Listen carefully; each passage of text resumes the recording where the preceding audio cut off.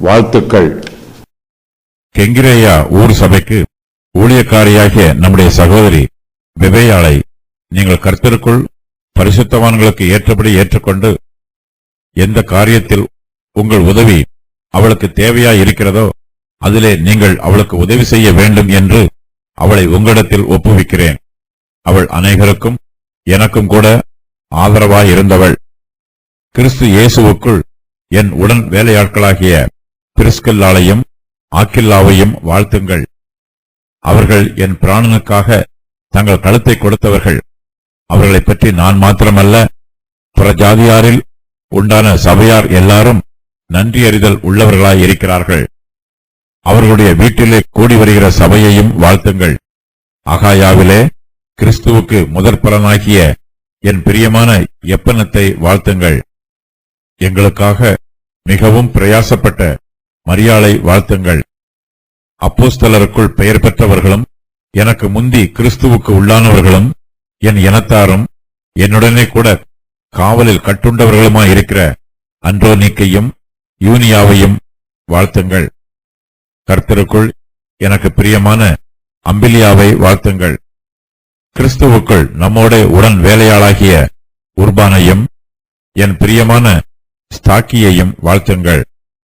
கிறிஸ்துவுக்குள் உத்தமனாகிய அப்பல்லேயை வாழ்த்துங்கள்.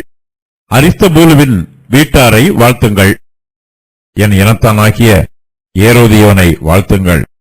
நர்கீசுவின் வீட்டாரில் கர்த்தருக்கு உட்பட்டவர்களை வாழ்த்துங்கள். கர்த்தருக்குள் பிரயாசப்படுகிற திரிபேனாளையும் திரிபோசாலையும் வாழ்த்துங்கள்.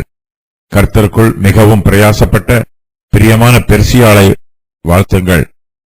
கர்த்தருக்குள் தெரிந்து கொள்ளப்பட்ட ரூபையும் எனக்கும் தாயாகிய அவனுடைய தாயையும் வாழ்த்துங்கள்.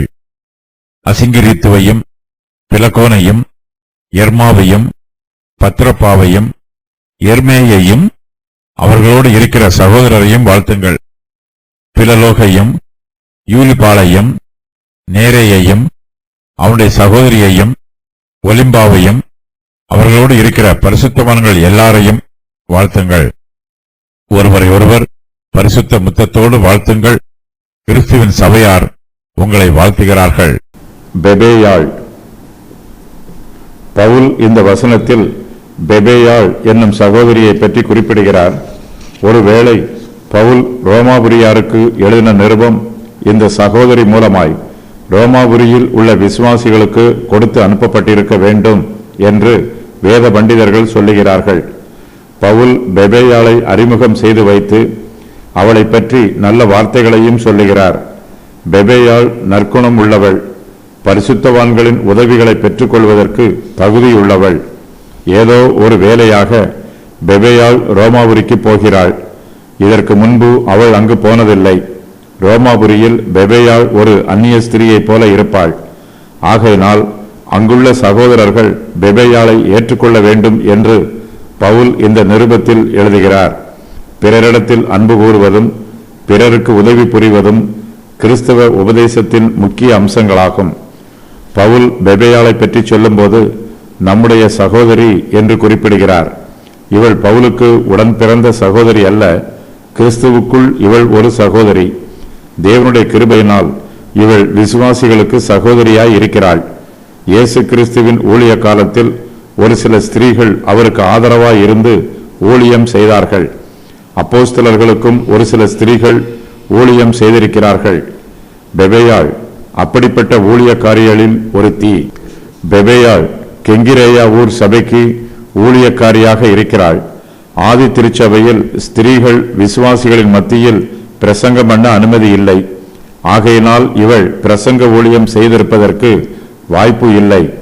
சபையின் மற்ற ஊழிய காரியங்களில் பெபேயாள் பொறுப்பேற்றிருக்க வேண்டும். விருந்தினர்களை உபசரிப்பது, உதவி தேவைப்படுவோருக்கு உதவி செய்வது ஆகிய ஊழியங்களை இந்த சகோதரி செய்திருக்கலாம். கெங்கிரேயாவில் பெபேயாள் ஒரு செல்வாக்குள்ள ஸ்திரீயாக இருந்திருக்க வேண்டும். ஒருவேளை இவள் ஐஸ்வர்யமுள்ள ஸ்திரீயாக கூட இருந்திருக்கலாம். ஆனாலும் சபைக்கு ஊழியம் செய்ய இவருடைய சமுதாய அந்தஸ்து தடையாக இல்லை. சபையில் உண்மையாய் ஊழியம் செய்கிறாள். கர்த்தருடைய பிள்ளைகளாகிய நாம் எல்லோருமே நம்முடைய ஸ்தல சபைகளில் ஊழியக்காரர்களைப் போல ஊழியம் செய்ய வேண்டும். சபைக்கு செய்கிற ஊழியம் நம்முடைய கர்த்தராகிய இயேசு கிறிஸ்துவுக்கு செய்கிற ஊழியமாகவே இருக்கும். கெங்கிரேயா கொரிந்து தேசத்து கடற்கரையில் அமைந்துள்ள ஒரு சிறிய பட்டணம். அவள் அநேகருக்கு ஆதரவாய் இருந்தவள், பவுலுக்கும் ஆதரவாய் இருந்தவள். அநேகருக்கு உதவி தேவைப்பட்ட போது பெபேயாள் அவர்களுக்கு உதவி செய்திருக்கிறாள். ஒருவேளை இவள் ஐஸ்வர்யமுள்ள ஸ்திரீயாக இருந்து அநேகருக்கு பொருள் உதவி செய்திருக்கலாம். பலருக்கு போஜனம் கொடுத்து ஆதரவாக இருந்திருக்கலாம்.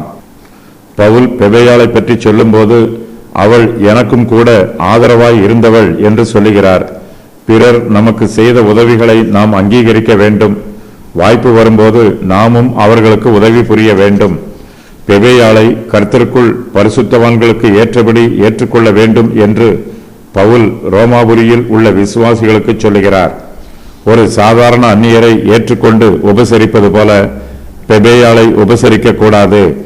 கர்த்தருக்குள் பரிசுத்தவான்களை ஏற்றுக்கொண்டு அவர்களை உபசரிப்பது போல பெபேயாளை நன்றாய் உபசரிக்க வேண்டும். பரிசுத்தவான்கள் கர்த்தரை நேசிக்கிறார்கள்.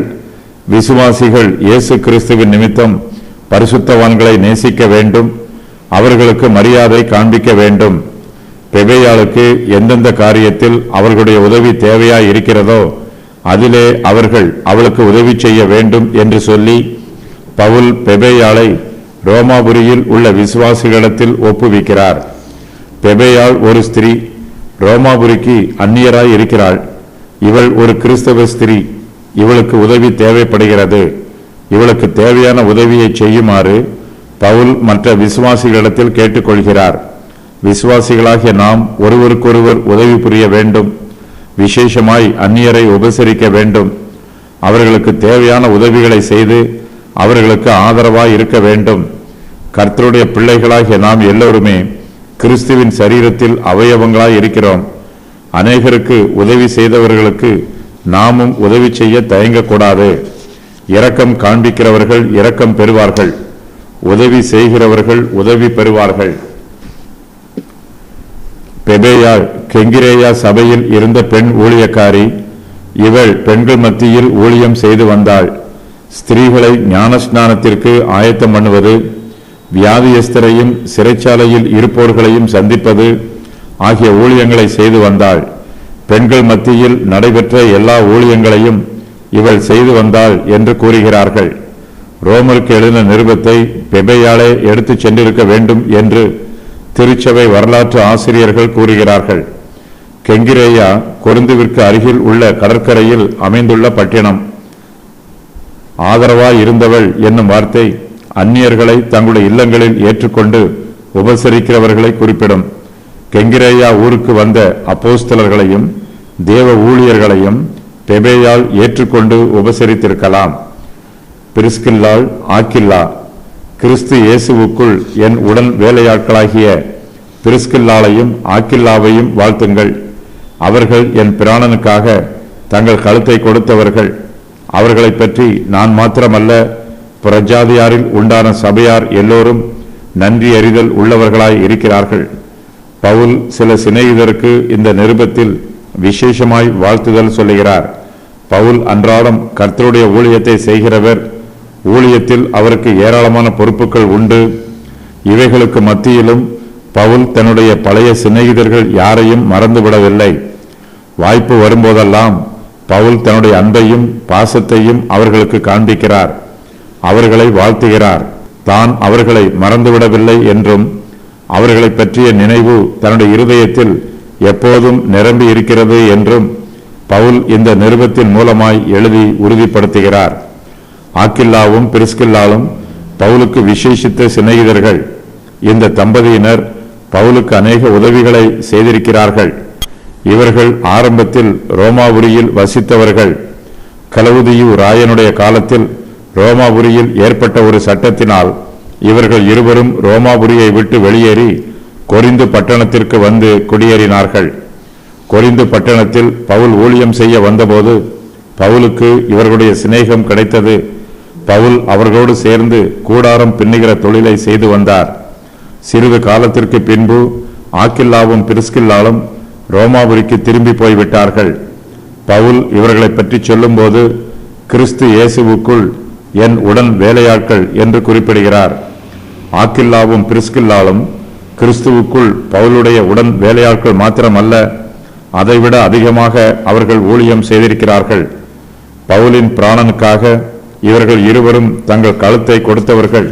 பவுலின் ஜீவனை பாதுகாப்பதற்காக அவர்கள் பல ஆபத்துக்களை சந்தித்தார்கள்.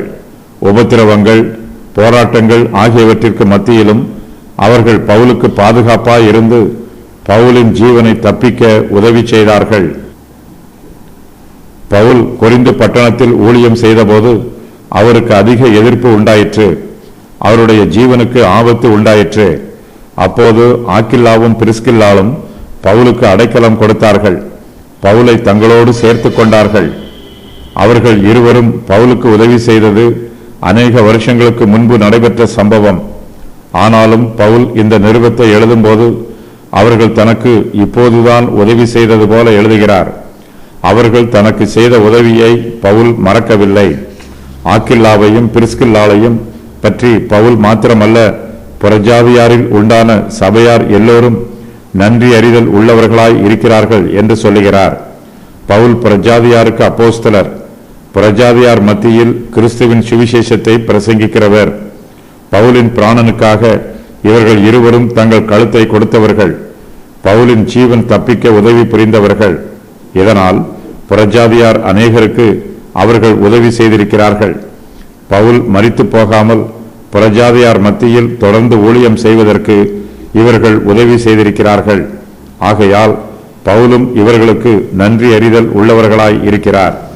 அதே வேளையில் புறஜாதியாரில் உண்டான சபையார் எல்லோரும் அவர்கள் பவுலின் பிராணனை காப்பாற்றியதற்காக அவர்களும் ஆக்கில்லாவுக்கும் பிரிஸ்கில்லாளுக்கும் நன்றி அறிதல் உள்ளவர்களாய் இருக்கிறார்கள்.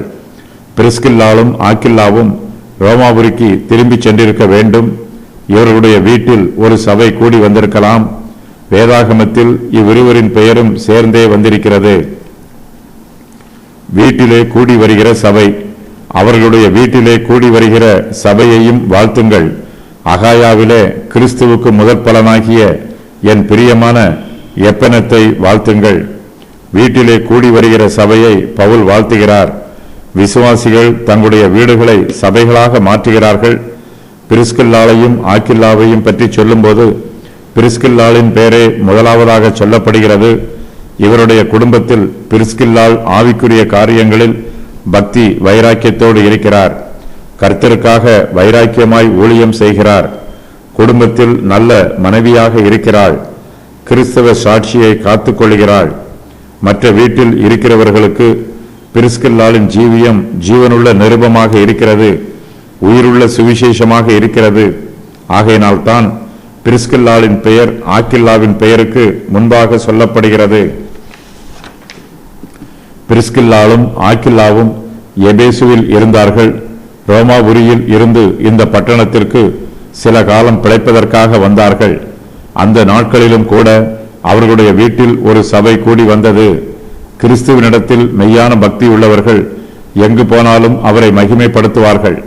அவருக்கு சாட்சியாக ஜீவிப்பார்கள். அவருக்கு ஊழியம் செய்வார்கள்.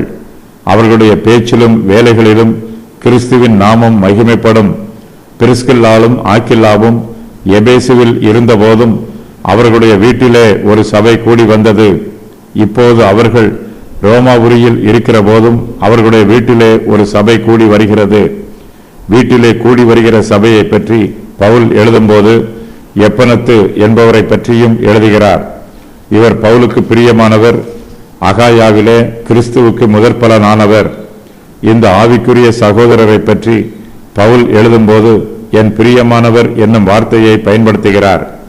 கர்த்தருடைய பிள்ளைகளாகிய நாம் பேசுகிற எல்லா வார்த்தையிலும் அன்பும் கிருபையும் பிரியமும் நிறைந்திருக்க வேண்டும்.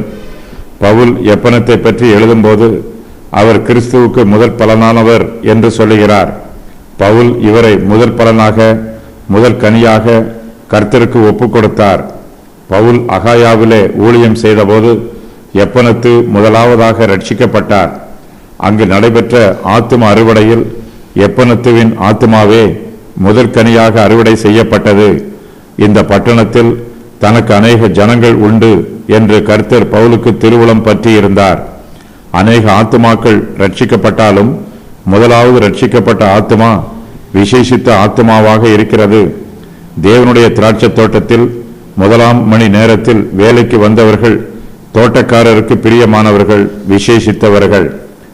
எப்பனத்து என்பவனுடைய பெயர் இந்த வசனத்தில் மட்டுமே வந்திருக்கிறது. இவன் ஒருவேளை ஸ்தேவானுடைய வீட்டாராக இருக்கலாம். இவர்களுக்கு அகாய நாட்டிலே முதற் பேரானவர்கள் என்னும் மறுபெயரும் உண்டு. வாழ்த்துங்கள். பவுலுக்காகவும் அவரோடு கூட ஊழியம் செய்கிறவர்களுக்காகவும் மரியாள் மிகவும் பிரயாசப்பட்டாள். அவளை வாழ்த்துமாறு பவுல் இந்த நிருபத்தில் எழுதுகிறார். உண்மையான அன்பு பிறருக்கு ஊழியம் செய்யும். எவ்வளவு பிரயாசப்பட்டாலும் உண்மையான அன்பு இருக்கும் இடத்தில் சோர்வோ களைப்போ உண்டாகாது. பிறருக்கு உதவி செய்யும் போது சந்தோஷமே உண்டாகும். அதிகமான அன்பு இருக்கும் இடத்தில் அதிகமான பிரயாசமும் இருக்கும். பவுல் மரியாளை வாழ்த்தும் போது கர்த்தருக்குள் பிரயாசப்படுகிற திரிபேனாலையும் திரிபோசாலையும் வாழ்த்துங்கள் என்று சொல்லுகிறார். மேலும் கர்த்தருக்குள் மிகவும் பிரயாசப்பட்ட பிரியமான பெர்சியாலையும் வாழ்த்துங்கள் என்று எழுதுகிறார். இவர்கள் எல்லோரும் கர்த்தருக்குள் அதிகமாய் பிரயாசப்பட்டார்கள். கர்த்தருடைய ஊழியத்தில் அதிகமாய் பங்கு பெற்றார்கள். அன்றோனீக்கையும் யூனியாவையும் வாழ்த்துமாறு பவுல் சொல்லுகிறார். இவர்கள் இருவரும் கணவனும் மனைவியுமாக இருக்கலாம் என்று வேத பண்டிதர்கள் சொல்லுகிறார்கள். இவர்கள் பவுலுக்கு உறவினர்கள். பவுலின் இனத்தானாகிய எரோதியோனுக்கும் உறவினர்கள். நாம் கிறிஸ்துவின் உபதேசத்திற்கு கீழ்ப்படியும் போது நம்முடைய உற்றார் உறவினரை விட்டு பிரிந்து போய்விட வேண்டும் என்னும் அவசியமில்லை. கிறிஸ்துவின் மூலமாய் நம்முடைய உறவு பரிசுத்தமடைகிறது, உறவு வலுப்படுகிறது. நம்முடைய உற்றார் உறவினர் மீது நாம் வைத்திருக்கிற அன்பும் மரியாதையும் அதிகரிக்கிறது. உறவினர்கள் நடுவே கிறிஸ்துவின் நாமத்தினால் நாம் சந்தோஷமாய் இருக்கிறோம். நம்முடைய உறவினர்கள் எல்லோரும் கிறிஸ்துவில் விசுவாசம் வைத்திருக்கிறார்கள் என்பதை நினைக்கும் போது நமக்குள் சந்தோஷம் உண்டாகும். அன்றோனீக்கும் யூனியாவும் பவுலுடனே கூட காவலில் கட்டுண்டவர்கள். சிறையில் பவுலோடு கூட பாடுகளை அனுபவித்தார்கள். நாம் பாடுகளிலும் உபத்திரவங்களிலும் பங்குதாரராய் இருக்கும்போது நமக்குள் இருக்கும் அன்பின் ஐக்கியம் வலுவாக இருக்கும். நெருக்கமான உறவும் நெருக்கமான பிணைப்பும் உண்டாகும். இவர்கள் இருவரும் அப்போஸ்தலர்களுக்குள் பெயர் பெற்றவர்கள். வரங்களிலும் கிருபைகளிலும் தேவனை பற்றிய அறிவிலும் சிறந்து விளங்கியவர்கள். இவர்கள் பவுலுக்கு முந்தி கிறிஸ்துவுக்குள் ஆனவர்கள். தனக்கு முன்பு கிறிஸ்துவுக்குள் வந்தவர்களுக்கும் பவுல் வாழ்த்துதல் சொல்ல மறக்கவில்லை. அவர்களுடைய ஆவிக்குரிய முதிர்ச்சியை பவுல் அங்கீகரிக்கிறார். அப்பல்லே என்பவன் கிறிஸ்துவுக்குள் உத்தமன். இவனுடைய குணாதிசயங்கள் பரீட்சை பார்க்கப்பட்டிருக்க வேண்டும். நற்குணத்தில் தேறினவனாக இருக்கிறான். இவனுடைய சிநேகிதரும் சத்துருக்களும் இவனை சோதித்து பார்த்திருப்பார்கள். எல்லா சோதனைகளிலும் வெற்றி பெற்று பொன்னாக விளங்குகிறான். குணத்தில் உத்தமனாக இருக்கிறான். இவனிடத்தில் நம்பி எந்த பொறுப்பையும் ஒப்புக் கொடுக்கலாம். அரிஸ்தபூலுவின் வீட்டாரை வாழ்த்துமாறு பவுல் சொல்லுகிறார். மேலும் நர்கீசுவின் வீட்டாரில் கர்த்தருக்கு உட்பட்டவர்களை வாழ்த்துமாறு சொல்லுகிறார். நர்கீசுவின் வீட்டாரில் எல்லோரையும் வாழ்த்தச் சொல்லவில்லை. அவர்களில் கர்த்தருக்கு உட்பட்டவர்களை மாத்திரம் வாழ்த்துமாறு சொல்லுகிறார். பவுல் தன்னுடைய சிநேகிதருக்கும் உற்றார் உறவினருக்கும் வாழ்த்துதல் சொல்லும்போது யாரையும் விட்டுவிடாமல் மிகவும் கவனமாக நினைவு கூர்ந்து எல்லோரையும் வாழ்த்துகிறார். ரூபு என்பவன் கர்த்தருக்குள் தெரிந்து கொள்ளப்பட்டவன். என்னுடைய தாயார் பவுலுக்கும் தாயை போல இருக்கிறாள். அவர்கள் இருவரையும் வாழ்த்துமாறு பவுல் சொல்லுகிறார். அவளுடைய தாய்மையின் சுபாவம் அன்பு மிகுந்ததாக இருக்கிறது. நல்ல குணசாலியான ஸ்திரியாக இருக்கிறாள். அவள் பவுலை தன் சொந்த மகனைப் போல பாவித்து ஆதரித்திருக்கிறாள். ஆகையினால் பவுல் அவளை வாழ்த்தும் போது ரூபுவின் தாய் தனக்கும் தாய் என்று குறிப்பிடுகிறார். தனக்கு உதவி செய்த யாரையும் பவுல் வாழ்த்துதல் சொல்லாமல் மறந்து விட்டுவிடவில்லை. மரியாள் என்பவள் பவுலுக்காகவும் அவருடைய உடன் ஊழியருக்காகவும் மிகவும் பிரயாசப்பட்டவள். இவள் யார் என்பதும் இவள் எவ்வாறு பிரயாசப்பட்டாள் என்பதும் நமக்கு தெரியவில்லை. அன்றோனிக்கும் யூனியாவும் ஆகிய இவ்விருவரும் பவுலுக்கு முந்தியே ரட்சிக்கப்பட்டவர்கள். இவர்கள் பவுலின் இனத்தார். பவுலோடு கூட சிறையில்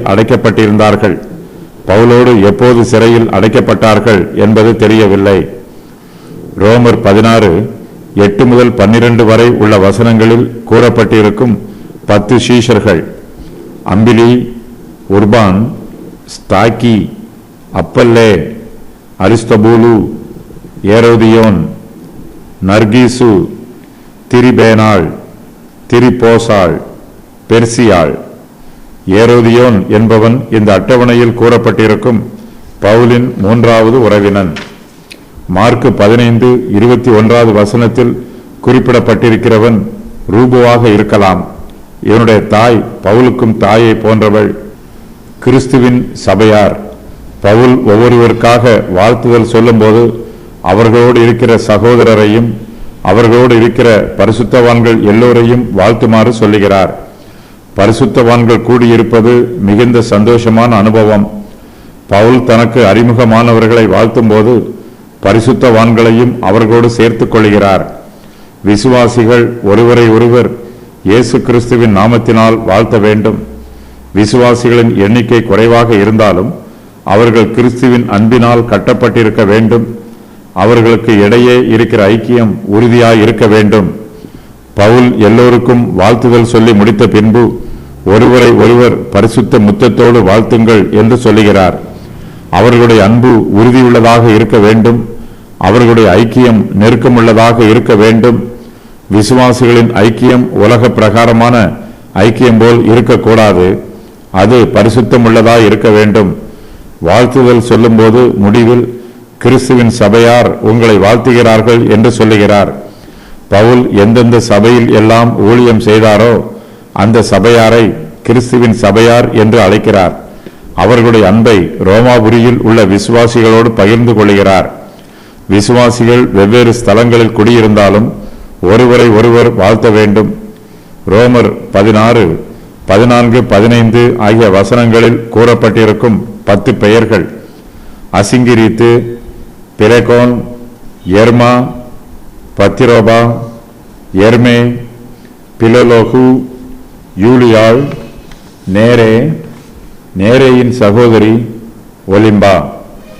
ரோமர் 16வது அதிகாரத்தில் கூறப்பட்டிருக்கும் 8 ஸ்திரீகள் பெபேயாள், பிரிஸ்கில்லாள், மரியாள், திரிபேனாள், திரிபோசாள், பெர்சியாள், யூலியாள், நேரேயின் சகோதரி. இவர்கள் அனைவருமே கர்த்தருடைய ஊழியக்காரியர்கள், சபையின் பெண் மூப்பர்கள், தீர்க்க தரிசினிகள். இவர்கள் கர்த்தருக்குள் பிரயாசப்பட்டவர்கள். இவர்கள் சுவிசேஷத்தை பிரசங்கித்தார்கள். ஆதி திருச்சபையில் பெண் தீர்க்க தரிசினிகளும் இருந்தார்கள். ஆகியோனில் உள்ள கடல் தெய்வத்திற்கு நேரே என்று பெயர். இந்த புறஜாதி பெயரே இவனுக்கு கொடுக்கப்பட்டிருக்கிறது.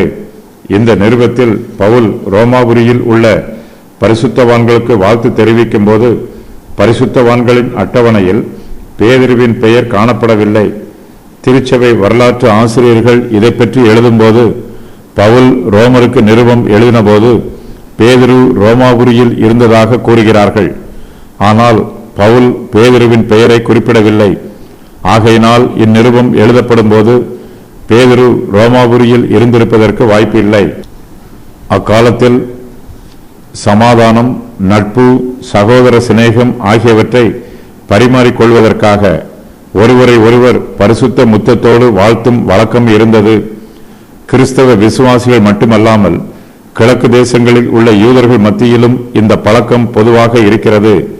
பரிசுத்த முத்தத்தை பற்றிய குறிப்பு ரோமர் 16:16, 1 கொரிந்தியர் 16:20, 2 கொரிந்தியர் 13:12, 1 தெசலோனிக்கேயர் 5:26, 1 பேதுரு 5:14 ஆகிய வசனங்களில் காணப்படுகிறது. தற்காலத்தில் ஏராளமான சபைய பிரிவினர்கள் இருக்கிறார்கள். தங்களுடைய சபை பிரிவிற்கு அவர்கள் கொடுத்திருக்கும் பெயர் வேதாகமத்தின் பிரகாரம் சரியானது என நிரூபிக்கிறார்கள். தங்களுடைய சபையே ஆதி திருச்சபை என்று கூறுவதே இவர்களுடைய நோக்கம். சபையின் பெயர் எதுவாக இருந்தாலும் சபையின் அங்கத்தினர்கள் பரிசுத்த ஆவியானவரின் அபிஷேகத்தை பெற்றுக்கொண்டு ஆவியானவருடைய வரங்களினாலும் ஆவியின் கனியினாலும் நிறைந்திருந்து கர்த்தருக்காக ஊழியம் செய்ய வேண்டும். இந்த அடையாளத்தை வைத்துத்தான் ஒரு திருச்சபை கிறிஸ்துவின் சபையா இல்லையா என்பதை முடிவு பண்ண வேண்டும். பெயரை வைத்து முடிவு பண்ணக்கூடாது.